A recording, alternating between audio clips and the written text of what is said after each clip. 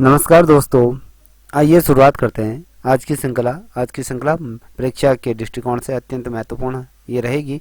मैं आपके सामने आज यहाँ पर 20 क्वेश्चन रखूंगा जो आगामी प्रतियोगिता परीक्षाओं में पूछे जा सकते हैं। आइए शुरुआत करते हैं। देखिए, जो पहला प्रश्न आप लोगों के समक्ष जो रखने जा रहा हूँ उसे देख लीजिए। ये कह रहा है, ब्रिटिश उत्तराखंड में सर्वप्रथम डाक सेवा कब प्रारंभ हुई थी। ठीक है, आपके सामने ऑप्शन है 1815 में हुई थी, 1816 में हुई थी, 1817 में हुई थी, 1818 में हुई थी। तो दोस्तों आपको बता दूं, जो डाक सेवा प्रारंभ हुई थी वो 1815 में ये हुई थी। देखिए, उत्तराखंड में डाक सेवा का जो प्रारंभ हुआ था ये आपके 1815 में हुआ था। ठीक है, अब ये कहाँ से कहाँ तक के लिए हुई ये भी बहुत महत्वपूर्ण है। देखिए, श्रीनगर से अल्मोड़ा ये डाक सेवा उस समय प्रारंभ हुई थी। 1815 के मध्य में ये प्रारंभ हुई थी।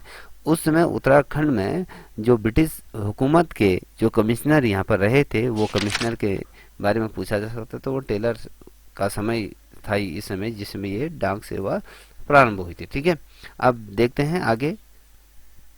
अब वहीं पर कभी क्वेश्चन क्या पूछा जा सकता है कि भैया देहरादून में जो डाक सेवा जो प्रारंभ हुई थी वो किस वर्ष हुई थी या इसकी स्थापना कब हुई थी ये पूछा जा सकता है।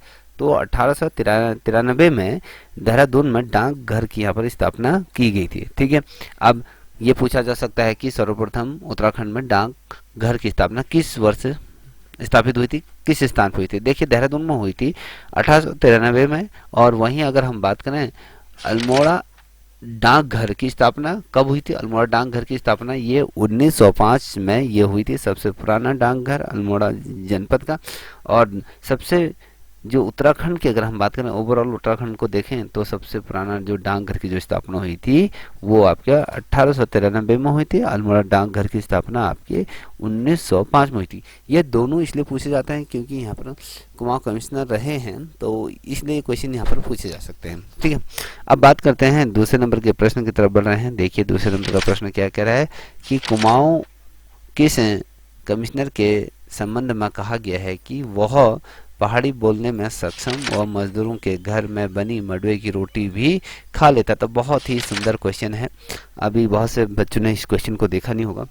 ऐसा ब्रिटिश हुकूमत का ऐसा कमिश्नर कुमाऊं का, ठीक है, उसके संबंध में एक वाक्य चर्चा में चर्चित रहता है। स्थानीय स्तर पर भी ये बहुत दफे बोला गया है कि ऐसा एक पहाड़ी बोलने वाला जो कमिश्नर था, जो ब्रिटिश हुकूमत का जो बड़ा अफसर था, ठीक है, वो पहाड़ी बोलने में एकदम क्या था, बहुत अच्छा था उसकी।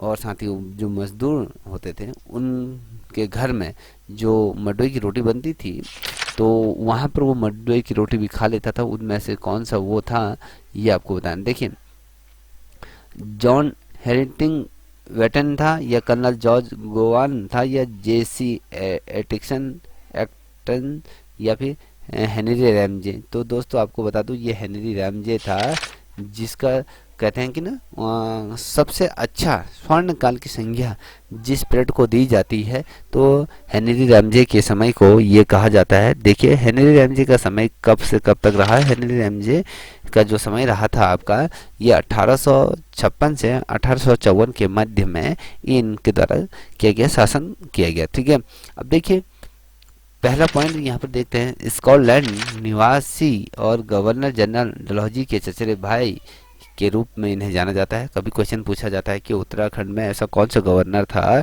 जो जनरल डलहौजी के चचेरे भाई था, तो आपको पता होना चाहिए ये सर हेनरी रैमजे ये थे। ठीक है, अब देखिए वहीं से इससे रिलेटेड क्वेश्चन, रामाजी साहब व कुमाऊं के बेताज जो बादशाह व मुकुट रहित राजा, जिसे कहते हैं मुकुट रहित राजा की संज्ञा दी गई है। देखिए, रामजी साहब और कुमाऊं के जो बेताज बादशाह रहे और उनको कभी भी उनके सर में जिसे ताज नहीं रहा, वो बिना ताज रहित रहे राजा। ठीक है, ठीक है, अब देखिए ट्राई इन्वेस्टमेंट फंड की स्थापना भी इनके समय में हुई थी, रैमजे हेनरी के समय में। और नैनीताल में जो भूस्खलन किस वर्ष आया था, कभी क्वेश्चन पूछा जा सकता है। तो जब ये इनका शासनकाल था तो उसी वर्ष 1867 से 1880 के मध्य में ये भूस्खलन हुआ था। ठीक है। अब आपदा प्रबंधन का सर्वप्रथम प्रयास जो किया गया, जिनके कार्यों का सराहना हम करते हैं, वो इनकी ही देन थी, जो आपदा प्रबंधन की स्थापना इनके द्वारा की गई। अब देखिए वहीं पर अगर हम बात करें सर रैमजे हेनरी की बात करें, तो ये अधिसूचित जिला अधिकारी, जो अगर हम बात करें 1874 में इनके द्वारा इसे पारित किया गया था। ठीक है, ये बहुत महत्वपूर्ण है, इसलिए मैं आपके सामने से साझा कर रहा हूँ। अब वहीं अगर हम तीसरे नंबर के क्वेश्चन को देखें, तो कहते हैं ना कि देखें यहाँ पर देख पा रहे होंगे कि उत्तराखंड में सर्वप्रथम आलू की खेती कहाँ पर प्रारंभ की गई। कई दफे क्वेश्चन पूछा गया है, नैनीताल में हुई थी, अल्मोड़ा में हुई थी, या श्रीनगर में हुई थी, या देहरादून। देखिए यहाँ पर ये दिए गए हैं। देखिए अगर हम बात करें, जो सर्वप्रथम जो खेती हुई थी आलू की, वो आपके देहरादून में ये हुई थी। ठीक है, आलू की खेती क्या है, इसकी तरफ हम थोड़ा सा आपको समझाना चाहूँगा। देखिए सर्वप्रथम जो आलू की खेती हुई थी किसके समय में, देहरादून में मेजर यंग द्वारा 1823 में ये तमाम चीज़ें की गई थी। और इसका जो प्रसार जो अधिक मात्रा में जो किया गया था, वो रैमजे हेनरी के द्वारा कुमाऊं में भी इसका प्रसार किया गया था। ठीक है, आलू की खेती का। और विदेशी आलू की अगर हम बात करें, तो विदेशी आलू सर्वप्रथम नैनीताल में 1864 ईस्वी में श्रीमती हैरी वर्ज द्वारा इसे रोपित किया गया था। ठीक है, कब किया गया था, 1864 में। आलू की खेती कहाँ हुई थी, ये आपको बताना है। ठीक, कि भैया नैनीताल में सर्वप्रथम जो विदेशी आलू जो आया था, जिसमें अंग्रेज लोग आए थे, तो ब्रिटिश हुकूमत जब आए थे तो वो अपने साथ विदेशी आलू का बीज भी लेके आए थे। तो उसको सर्वप्रथम उत्तराखंड में किसके द्वारा रोपा गया, क्वेश्चन पूछा जाता है। तो श्रीमती हैरी बर्जर द्वारा इसे रोपित किया गया था। किस वर्ष किया गया था, 1864 में इसे किया गया था। ठीक है, अब वहीं अगर हम बात करें 1909 में आलू के उन्नत किस्म हेतु कुमाऊं गवर्नमेंट गार्डनर की स्थापना यहाँ पर हुआ, साथ ही इसके कार्यभार को यहाँ पर स्थापित कर दिया गया। और नॉर्मल गिल इनका नाम था, जिनके द्वारा ये तमाम चीज़ें की गई थी। और वहीं अगर हम देखें 1943 में, ठीक है, 43 में भोपाली में इंपीरियल पोटैटो रिसर्च सेंटर की भी यहाँ पर क्या की थी, स्थापना की गई थी। कभी क्वेश्चन पूछा जाता है कि उत्तराखंड के किस स्थान पर जो पोटैटो रिसर्च स्टेशन की स्थापना की गई थी, वो किस जगह पर की गई थी, वो भोपाली के मध्य में की गई थी। 1943 में ये की गई थी। ठीक है, ये बहुत ज़्यादा महत्वपूर्ण प्रश्न। अब वहीं अगर हम देखें चौथे नंबर का प्रश्न क्या कह रहा है कि ब्रिटिश काल में पहली बार वैज्ञानिक पद्धति से भूमि बंदोबस्त कब ये प्रारंभ किया गया था, ये आपको बताना कब से इसे कराया गया था। देखिए यहाँ पर दिया हुआ है 1815 दिया हुआ है, 1816 दिया है, 1823 दिया हुआ है। ठीक है, और 1863 दिया गया। तो आपको बता दूं ये जो 1863 में ये किया गया था। ठीक है, अब यहाँ पर किस प्रकार से ये तमाम चीज़ें रही, इसको हम देखते हैं। देखिए राज्य के जो भूमि बंदोबस्त की अगर हम बात करें, तो कुल राज्य में ही उस समय यहाँ पर 12 बंदोबस्त यहाँ पर था। और पहला जो बंदोबस्त का नेतृत्व जिसके द्वारा किया गया, गार्डनर के नेतृत्व में ये किया गया था। ठीक है, अब हम बात करते हैं, अगर कभी क्वेश्चन पूछा जाता है कि 8वां बंदोबस्त की अगर बात करें, तो ये 1842 से 1846 तक ये रहा, और ब्रिटेन द्वारा इसको संचालित किया गया है, उसमें वहाँ के शासक रहे। और 90 का अगर हम बात करें, तो 1863 से 1873 तक क्रिकेट के द्वारा, ठीक है, इसको जो ये शासक था, जैसे कि 8वें की अगर हम ब्रिटेन द्वारा, और 1863 से 1873 तक का जो क्रिकेट द्वारा इसको किया गया था। अगर हम सर्वप्रथम वैज्ञानिक पद्धति का प्रयोग की अगर हम बात करें, ठीक है, इसका प्रयोग किया गया था। और भूमि मापन के लिए 20 गज की डोरी का यहाँ पर प्रयोग किया जाता है। कभी क्या क्वेश्चन बनता है, इसमें ये क्वेश्चन बन सकता है कि भूमि मापने के लिए 1863 से 1873 के मध्य में किस चीज़ का प्रयोग किया जाता था, उसमें एक डोरी का यहाँ पर प्रयोग किया जाता है। देखिए भूमि को 5 भागों में यहाँ पर क्या किया जाता था, इसे विभक्त किया जाता था। जैसे तालाब हो गया, उपाव हो गया, अलवल हो गया, उपाव, दोयम ग्राइंडिंग कंक्रीट, ये तमाम चीजें 5 भागों में से विभक्त किया गया है, ये आपको पता होना चाहिए। क्वेश्चन क्या पूछा जाता है कि उत्तराखंड के भूमि को कितने भागों में विभक्त किया गया, तो आपको बताना चाहिए 5 भागों में। और ये नहीं पूछा जाएगा कि भैया तालाब है या उपराव है या अलवर है या उपराव या दोमा, ये तमाम चीज़ें नहीं पूछी जाएंगी और मैं उसको एक्स्ट्रा आपको बता रहा हूँ, ठीक है। अगर पूछा जाता है तो आपको बताना चाहिए। 12वें नंबर की अगर हम बात करें, जो 12वां है, तो 12वां जो भूमि बंदोबस्त की अगर हम बात करें राज्य में, तो 1960 से 1964 के मध्य में क्या, जब ये यूपी सरकार थी उस समय इसको क्रियान्वित किया गया था, ठीक है। अब हम बात करते हैं 5वें नंबर की प्रश्न। 5वें नंबर का प्रश्न क्या कह रहा है, देखिए, ब्रिटिश उत्तराखंड में किस आंदोलन को रक्त विहीन क्रांति की यहाँ पर संज्ञा दी गई है, ठीक है। ये असहयोग आंदोलन की पहली ईंट का ये काम करती है, ईंट कहा जा सकता है इसको, क्योंकि इसमें बिना रक्त बहे ये जो आंदोलन था वो अपने गंतव्य या कहें या अपनी परिपूर्ति स्थान को प्राप्त इसने किया, ठीक है। अपने उद्देश्य को इसने भली भांति इसने पूर्ण तरीके से सफलता के झंडे इसने बुलंदी की। अब हम बात करें उस आंदोलन की बात, रवाई आंदोलन था या कुली वगैरह आंदोलन था या चिपको आंदोलन था या उपतुक में सभी। देखो अगर हम बात करें तो ये कुली वगैरह आंदोलन को ही क्या बोला जाता है, रक्त विहीन क्रांति की संज्ञा दी गई है। अब कुली बगैर आंदोलन कब से कब प्रारंभ हुआ, कहाँ हुआ, ये आपको बताना। सर्वप्रथम इस आंदोलन की जो नींव रखी गई थी, ठीक है, ठीक है, अगर मैं बता दूं तो ये अल्मोड़ा के खत्याड़ी गांव से कुली बगैर की जो आंदोलन था इसका यहाँ पर क्या हुआ था, प्रारंभ किया गया, ठीक है। अब कुली उतार या कुली बगैर और कुली बदायस के विरुद्ध ये आंदोलन था, ठीक है।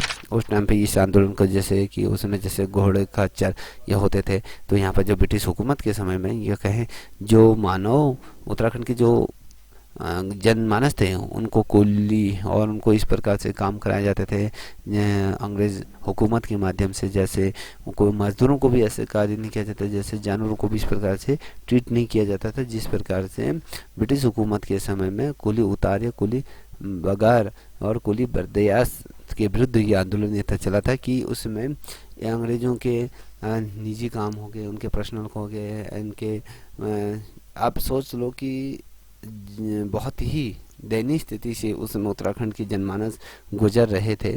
तो इस आंदोलन को जो जीवित किया गया था या प्रारंभ किया गया था 14 जनवरी से 1921, या कहीं पर दिया जाता है 13 से 14 जनवरी 1921, ठीक है। तो इसका नेतृत्व किसके द्वारा किया गया, बद्रीदत्त पांडे और हरगोविंद पंत है और चिरंजी लाल आदि के नेतृत्व में ये जो हुआ था बागेश्वर के सरयू नदी के तट से ये प्रारंभ ये हुआ। तो प्रारंभ आपके खत्याड़ी अल्मोड़ा से हुआ था और इसका जो समापन हुआ, जो उसका अंत हुआ आपके बागेश्वर के सरयू नदी के तट पर इस कथा का अंत हुआ। उसमें कुली बगार जो आंदोलन था इसके जितने भी रजिस्टर थे वो तमाम चीज़ें वो नदी में प्रवाहित कर दिए गए थे और उस दिन से इस आंदोलन का यहाँ पर क्या गया था, समाप्ति कर दिया गया था। तो इसीलिए ये कहा गया था कि भैया ये जो आंदोलन था इस आंदोलन में किसी भी प्रकार से एक भी रक्त की एक बूंद भी नहीं गिरी और संपूर्ण रूप से ये क्रांति सफल रही। तो इसी प्रकार से असहयोग आंदोलन भी कहीं ना कहीं इसकी पृष्ठभूमि या कहें इसकी नींव का रखने का काम करा, क्योंकि असहयोग आंदोलन जिस प्रकार से महात्मा गांधी ने इसको इस मूवमेंट को आगे ले गए थे, जिसमें अहिंसा जो करने से परहेज रखा कि भैया हम सत्यवादी हैं या सत्य के मार्ग पर चलने वाले, हम अहिंसा का मार्ग नहीं अपनाएंगे, ठीक है, ये तमाम चीज़ें तो ये कहा गया था। तो इसी प्रकार से कहा जाता है कि हाँ इसी यहीं से इसकी नींव पड़ी थी। और कुमाऊं केसरी की अगर हम बात करें तो कुमाऊं केसरी के जो संस्थापक रहे तो वो बद्रीदत्त पांडे ही ये रहे थे, ठीक है। अब बात करते हैं 6 नंबर का प्रश्न। 6 नंबर का प्रश्न क्या कह रहा है ये भी देख लीजिए। 6 नंबर का प्रश्न कह रहा है महात्मा गांधी ने कुंभ मेले हरिद्वार में भाग कब लिया था, कि जब कुंभ मेला चल रहा था तो उसमें गढ़वाल के अंतर्गत जब महात्मा गांधी जी आए थे उसके बाद उनके कुमाऊं का भी दौरा रहा था, तो उसी के मध्य में महात्मा गांधी ने हरिद्वार में जो कुंभ मेला लगता था उसमें प्रतिभाग किया था। किस वर्ष किया था, 1915 में, 1916 में, 29 में, 1931 में। तो अगर मैं बता दूं तो इन्होंने जो प्रतिभाग किया था 1915 में इसका प्रतिभाग किया था। देखिए उत्तराखंड में महात्मा गांधी जी का जो आगमन हुआ था वो हुआ था 5 अप्रैल 1915 को हरिद्वार में जो कुंभ मेला का जो आयोजन होता है इसमें इनके द्वारा यहाँ पर प्रतिभाग किया गया था। ठीक है। और हरिद्वार में दूसरी बार कब आए थे? ये हरिद्वार में 1927 में ये आए थे। ठीक है। और 1916 में ये देहरादून की यात्रा इनके द्वारा की गई थी। ठीक है। जिस समय ये हरिद्वार आए थे उसके पश्चात दिन की देहरादून की यात्रा हुई थी। और अगर हम बात करें 14 नवंबर 1929 को, याद रखिएगा ये डेट, 14 जून 1929 को और 2 जुलाई 1929 को महात्मा गांधी और जवाहरलाल नेहरू ने कुमाऊं की यात्रा की थी। और 15 दिन या 12 दिन इनके द्वारा कुमाऊं जो कौसानी में क्या प्रवास किया और वहाँ अनादि शक्ति नामक यहाँ पर क्या किया था, अनादि शक्ति योग नामक यहाँ से गीता की यहाँ पर भूमिका इनके द्वारा लिखी गई थी। ठीक है। इनके द्वारा कौसानी को रिजर्वलैंड की संज्ञा इनके द्वारा की थी। इनके द्वारा एक व्यक्तित्व दिया गया था कि लोग सिंगापुर इधर उधर घूमने जाते हैं मगर हमारे जो देश में इतनी वहाँ से भी बहुत बेहतरीन जगह यहाँ है, तो लोगों को अपने देश की जो प्राकृतिक संपदा है या वहाँ की जो नौसंगी सौंदर्य है उसको देखने के लिए पहाड़ों की तरफ आना चाहिए। तो ये व्यक्तित्व उनके द्वारा दिया गया था। और यंग इंडिया लेख किसके द्वारा लिखा गया है? ये क्या है? तो ये कौसानी भारत का न्यूजीलैंड ये है यंग इंडिया लेख के अंतर्गत इस चीज़ का जिक्र भी किया गया है। ठीक है। और अगर हम बात करें वहीं पर ही 16 से 24 अक्टूबर 1929 में महात्मा गांधी द्वारा गढ़वाल की यात्रा की गई थी। मैंने कहा था ना कि आपका गढ़वाल और कुमाऊं में भी यात्रा की थी। और मई 1931 में पुनः गांधी जी नैनीताल आए और मैकल हैली से यहाँ पर मिले। मैकलम हैली से यहाँ पर ये क्या है, मिले। ठीक है। आप बात करें 7वें नंबर का प्रश्न। 7वें नंबर का प्रश्न क्या कह रहा है यहाँ पर देखते हैं। पेशावर कांड की जो हत्याकांड हुआ था वो कब घटित हुआ था? पेशावर कांड की घटना कब ये हुआ था? देखिए 30 मई 1930 को, ये 23 अप्रैल 1930 को, ये 9 अगस्त 1931 को, 16 अक्टूबर 1930 को। तो अगर मैं आपको बता दूं ये जो हुआ था 23 अप्रैल 1930 को क्या होता है, पेशावर कांड की जो घटना घटित हुई थी। अब ये क्या था इसको भी थोड़ा सा इसमें प्रकाश डाल लेते हैं। ठीक है। देखिए 23 अप्रैल 1930 को बीरचंद गढ़वाली द्वारा अफगान सैनिकों पर यहाँ पर गोली चलाने से क्या कर दिया गया था, इनकार कर दिया गया था। ठीक है। और आंदोलन जो हुआ था खुदाई की दमगार या लाल कुर्ती इसे कहा जाता है। ठीक है। ये नेतृत्व किसने किया गया? ये खान अब्दुल गाफर खां के द्वारा इसका नेतृत्व किया गया था। और ये कौन से बटालियन के थे, कभी क्वेश्चन बनता है तो दो से बट्टा 18। ठीक है। ये गढ़वाल राइफल के 72 सैनिकों की ये के अंतर्गत ये सम्मिलित थे। किस्सा खानी बाजार के जो हरि सिंह लाइसेंस में ये तैनात ये थे। और अंग्रेज कमांडर उसमें कौन था? रिकैर्ड करके उस समय ये था। और गढ़वाल दिवस की घोषणा किस वर्ष हुई थी, कब हुई थी? माना जाता है तो 23 अप्रैल को मोतीलाल नेहरू के द्वारा क्या गढ़वाल दिवस की घोषणा यहाँ पर की गई थी। ठीक है। अब बात करते हैं इसी श्रृंखला का 8वें नंबर का प्रश्न। 8वें नंबर का प्रश्न क्या कह रहा है? गढ़वाल हितकारिणी सभा का गठन कब किया गया था? तो ये जो किया गया था आपको बता दूं ये किया गया था 1901 को किया गया था। ठीक है। और गढ़वाल हितकारिणी सभा का गठन हुआ था अगस्त 1901 को। तारादत्त गैरोला और अन्य जो गढ़वाल के साथी ये रहे और अन्य के नाम इसमें सम्मिलित हैं, जैसे गढ़वाल यूनियन के सदस्य भी इसमें सम्मिलित रहे और अन्य संगठन भी रहे इसमें।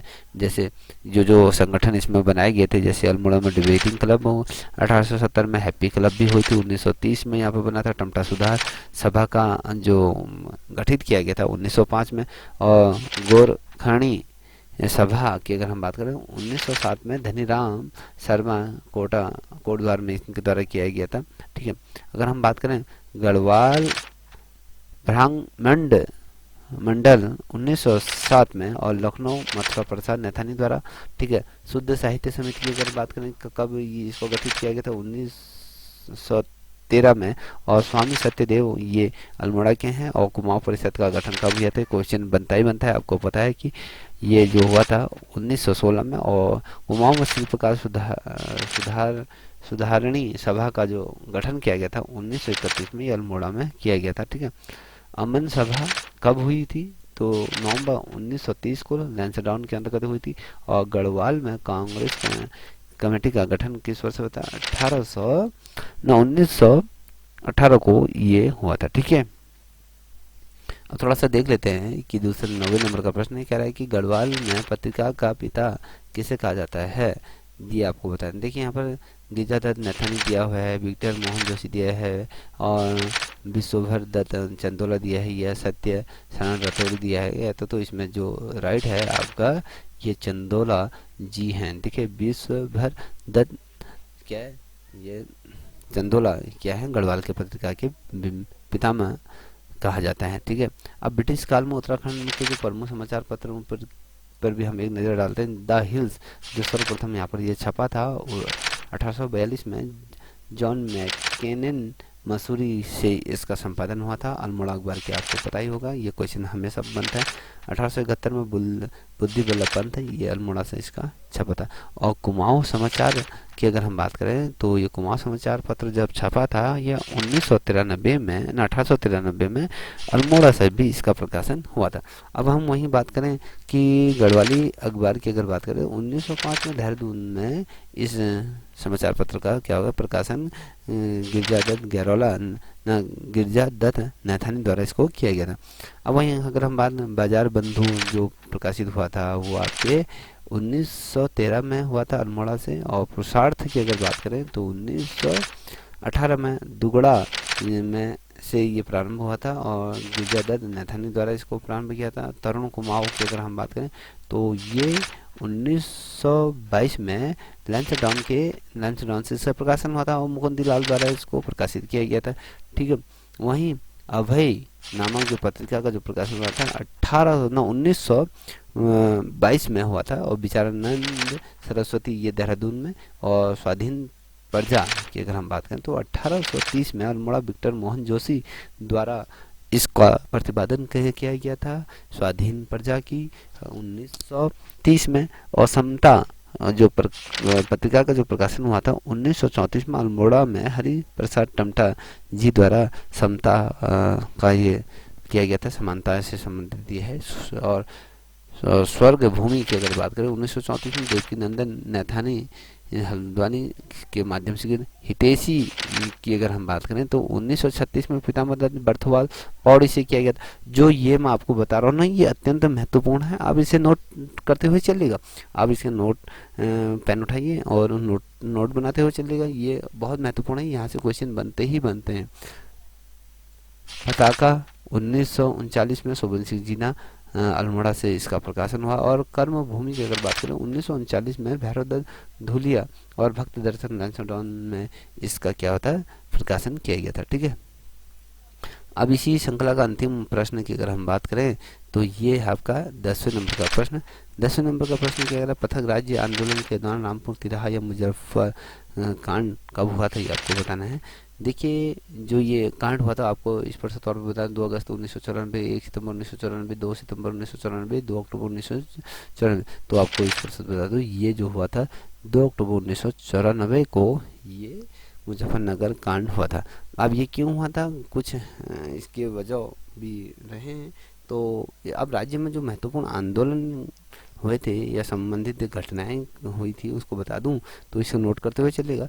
5 से 6 मई 1938 में श्रीनगर सम्मेलन में ये घटनाक्रम घटा था जिसमें श्री देव सुमन द्वारा सर्वप्रथम यहाँ पर मांग उठाई थी, ठीक है। और 1967 में पर्वतीय राज्य परिषद की यहाँ पे स्थापना हुई थी या गठन किया गया था। इसके जो स्थायी अध्यक्ष के तौर पर दया कृष्ण पांडे को बनाया गया। 1969 में यूपी सरकार द्वारा पर्वतीय विकास परिषद की यहाँ पे स्थापना की गई थी। 1970 में कुमाऊं राष्ट्रीय मोर्चा का यहाँ पर गठन किया गया था, इसके अध्यक्ष आपके पीसी जोशी रहे। और 24 से 25 जुलाई 1979 में यूकेडी का यहाँ पर गठन हुआ था। ठीक है, अब यहाँ पर देखिए, अगस्त 1994 को इंद्रमणि बुधौनी द्वारा आमरण अनशन यहाँ पर प्रारंभ किया गया था। 1 सितंबर 1994 को खटीमा का कांड हुआ था। 2 सितंबर 1994 को मसूरी कांड हुआ था। ठीक है, और 15 सितंबर 1994 को बाटा घाटा कांड यहाँ पर हुआ था। देखिए, ये जो मसूरी कांड है ना, ये बहुत दफ़े क्वेश्चन पूछा जाता है, और खटीमा कांड भी, और ये तमाम चीज़ें जो 1-2 और जो सितंबर के मध्य में होते। देखिए, 2 अक्टूबर को 1994 रामपुर का जो तिराहा कांड हुआ था, इसके अंतर्गत ये तमाम चीज़ें हुई। दोस्तों, आपको ये श्रृंखला कैसी लगी? आपकी परीक्षा के मद्देनजर अगर आपको हेल्पफुल लगी तो प्लीज़ इस चैनल को लाइक शेयर सब्सक्राइब अवश्य करें। तब तक के लिए इतना ही। जय हिंद, जय भारत, जय उत्तराखंड।